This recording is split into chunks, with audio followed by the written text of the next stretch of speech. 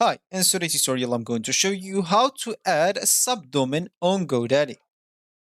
So before we start, of course, the first thing that you would like to do is just go and open whatever browser you are going to use to follow this tutorial steps with. Here in my case, I'm actually using Brave, but of course in your case you can use any other browser could be possibly working for you. Once you open that browser, make sure to go into this URL section, simply type godaddy.com and hit the enter button. Of course, that should take you into this page.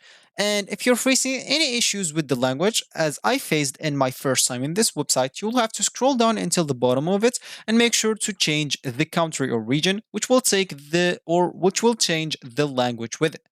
Of course, if you want even to change the currency, that will be possible. So now you will have to go back and log in into your account if you have one. And if you don't have an account, you'll have to go and create one. Of course, you will be able to do both options. As this top right corner option, you will find the option to create or even log in into your account. Once you did one of those two options, you'll find yourself on this screen, which is going to be your home screen or your main screen on the GoDaddy website. So as I said in the beginning of this tutorial, we would like to add a subdomain in GoDaddy. And if we want to do that, we'll have to click at our name right here, then go to my products page or my products, which will take us to the products page. Here you will find all the domain names that you want. What we care about, go to this domains, select the domain name that you want, click at DNS. Once you click at DNS, that will take you into this page. Here you'll find your DNS records. And if you want to add a subdomain, simply click here at add. And as you can see, you'll be able to add one of those types. Choose whatever you want or whatever suits you.